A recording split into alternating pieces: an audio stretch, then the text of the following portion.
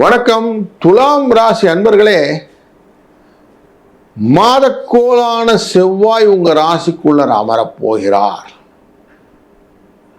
அவர் உங்களுடைய ராசியின் 7ஆம் இடத்துக்காரர். களத்திரம், தொழில் அப்படிங்கிற விஷயத்தில் நிறைய மனத்தில் குழப்பங்களை கொண்டு வந்து சேர்க்க போகிறார். தேவையற்ற பயங்களையும் கலக்கங்களையும் தரக்கூடிய சூழ்நிலை. ஒரு நல்ல வாய்ப்புகளை எல்லாம் நம்ம மிஸ் பண்ணிட்டோமே, எப்படா நம்ம செய்யலாமா அப்படின்னு எண்ணங்கள் கொண்டவர்களுக்கு இந்த மாதம் ஒரு வரப்பிரசாதம். நீங்கள் செய்ய வேண்டிய காரியங்கள் எல்லாத்தையும் அழகாக லைனப் பண்ணி உங்களுக்கு எக்ஸிக்யூட் பண்ணக்கூடிய சூழ்நிலைகள் எல்லாம் அழகாக பண்ணினீங்கன்னா சரியாக இருக்கும். ஏன்னா உங்கள் ராசிநாதனான சுக்கிரன் லாபஸ்தானமான சிம்ம ராசிக்குள்ள வந்து உட்கார்ந்துட்டாரு. அப்போ செய்யக்கூடிய காரியங்கள் எல்லாம் பரபரப்பு இல்லாமல் நிதானமாக செய்தீர்களானால் உங்களுடைய மனதிலே என்ன நினைவு கொண்டுறீங்களோ அதுக்கான ரெகக்ஷன் நீங்கள் கிடச்சிடும். ஸோ மனசில் நீங்கள் அழகாக நீங்கள் என்ன பண்ணணும் தீர்மானம் பண்ணிட்டீங்கன்னா அதை மன நிறைவை கொடுத்து விடும் அப்படிங்கிறத நல்லா புரிஞ்சுக்கிடுங்க. உங்களுடைய சின்ன வட்டமான சுயநலத்தை கொஞ்சம் விட்டு பொதுநலமான மனதுக்குள்ளே போகணுன்றதான் கேதுவுடன் சேர்ந்து இருக்கிற சுக்கிரன்.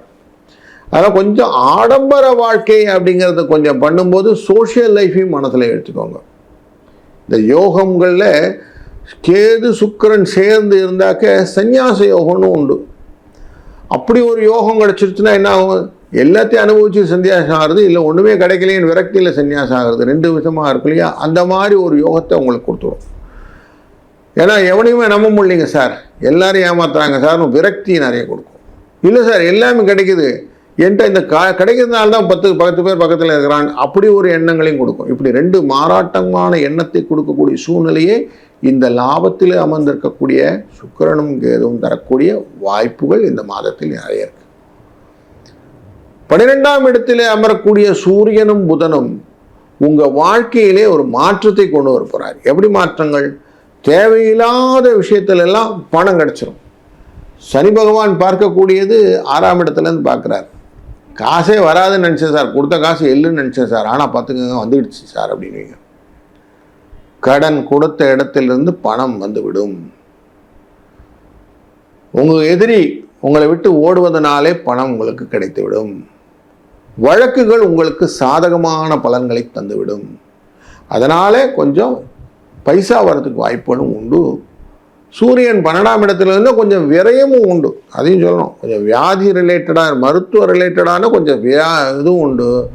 ஆனால் உங்கள் கட்டுக்குள்ளே இருக்கும். மனசில் நீங்கள் என்ன மாதிரி நினைக்கிறீங்களோ அந்த மாதிரி லைன் போடக்கூடிய ஒரு அழகான ஒரு சூழ்நிலையை இந்த மாதம் உங்களுக்கு எடுத்துக்காட்டாக பண்ணி கொண்டிருக்கிறது.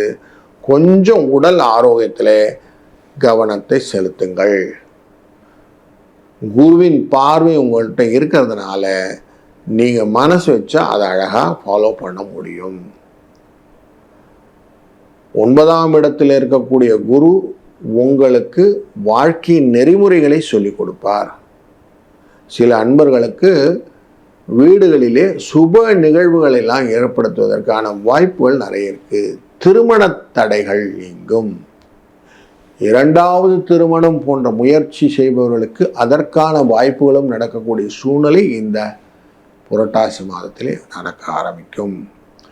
வீடு, வாகனம், கல்வி போன்றவற்றிலே புதிய முன்னேற்றங்கள் வருவதற்கான வாய்ப்புகளும், அதனால் தொழிலில் லாபம் வருவதற்கான வாய்ப்புகள் இந்த மாதத்தில் இருப்பதனாலே இந்த மாதம் ஒரு சுபிட்சமான மாதமாக இருக்க போகிறது.